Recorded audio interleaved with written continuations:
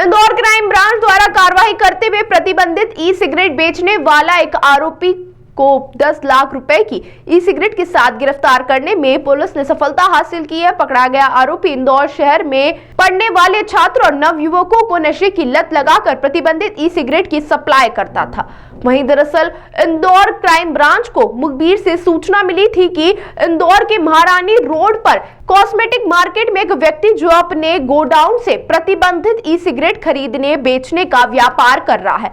वहीं मुखबिर की सूचना पर कार्रवाई करते हुए ब्यूटी विला नाम की शॉप पर दबिश देकर आरोपी उमेश नानकशाही को हिरासत में लेकर पूछताछ की गई तो आरोपी ने बताया कि ई सिगरेट भोपाल के पंकज नाम के व्यक्ति से लाना कबूल किया है। वहीं आरोपी उमेश के कब्जे से पुलिस ने 304 ई सिगरेट हुक्का फ्लेवर, 560 हुक्का 30 नग, charcoal 20 box, 12 kilo liquid flavour, कुल कीमत 10 लाख रुपए जब्त की है, जिसकी कीमत 10 लाख रुपए बताई जा रही है।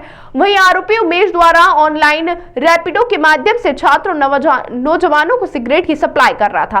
बहरहाल पुलिस ने prohibition of e cigarette act 2019 के तहत मामला दर्ज कर आरोपी से पूछताछ शुरू कर दूसरे आरोपी पंकज की तलाश शुरू कर दी है।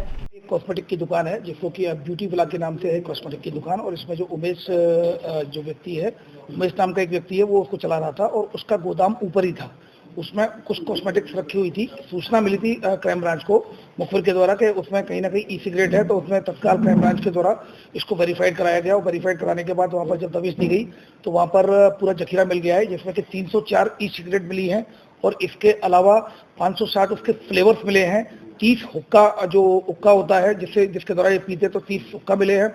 इसके अलावा लगभग 12 किलो के करीब जो लिक्विड में जो फ्लेवर्स मिले हैं और इसके अलावा 30 पैकेट बॉक्स जिसमें 1 से 1.5 किलो के करीब चारकोल होता है, तो वो चारकोल के वो पैकेट मिले हैं। कुल मिलाकर 10 लाख से ऊपर का माल बरामद हुआ है। ये बेसिकली जो prevention of e cigarette act 2019 के तहत तो इसमें FIR की जाकर आरोपी को हिरासत में लिया जाकर पूछताछ की गई थी। इसके द्वारा ये बताया गया था कि भोपाल से लेकर आता है, भोपाल में जिस व्यक्ति से लेकर आता है उसको भी आरोपी बनाया गया है इसमें।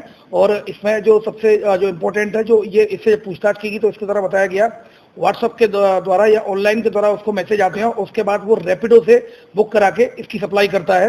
फिलहाल और पूछताछ की जा रही है। पूछताछ के आधार पर वैधानिक कार्रवाई रैपिडो के आधार पर और ये किन किन कस्टमरों को बेचता था उन पर भी कार्रवाई क्राइम ब्रांच के द्वारा की जाएगी। रैपिडो वाले को भी आरोपी बनाया? रैपिडो वाले को भी अभी, चूंकि रैपिडो का भी कॉन्टैक्ट नंबर नहीं मिला है, जैसे वो मिलेगा तो अगर उसकी नॉलेज में होगा, चूंकि ये पैकेट बना के उसको बेचते थे रैपिडो के द्वारा, चूंकि पैकेट था अंदर, वो रैपिडो चालक को पता नहीं होता है सामान्यतः कि उसके अंदर क्या है, पार्सल के रूप में वो सप्लाई करते हैं, लेकिन अगर इस तरह किया जाएगा तो उसको भी आरोपी बनाया। कौन आरोपी, क्या नाम है? अभी फिलहाल उमेश नानकशाही एक आरोपी बनाया गया है और इसके अलावा जो भोपाल से लेकर आता है उसको भी आरोपी बनाया गया। कौन नाम?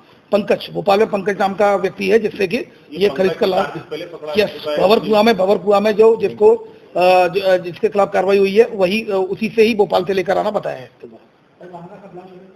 ये पूरी उनकी सूची बना ली गई है, उन लोगों के खिलाफ भी वैधानिक कार्रवाई की जा रही है। ये पंकज सर 4 दिन पहले पकड़ा जा चुका, तो इससे बरामद कैसे हुई? क्योंकि फिर इन्होंने फिर क्यों बरामद नहीं किया, सिर्फ केवल 36 से बरामद कर पाए उससे? अब एक्चुअली मैं उनके द्वारा पूछताछ जो भी की गई हो, उन्होंने बताया होगा, जो पंकज ने कबूल किया होगा, लेकिन पंकज और कहाँ सप्लाई करता है तो ये अब उसमें हम पंकज से पूछताछ करके और भी अन्य स्रोतों के बारे में जानकारी निकालेंगे। कितनी बरामद?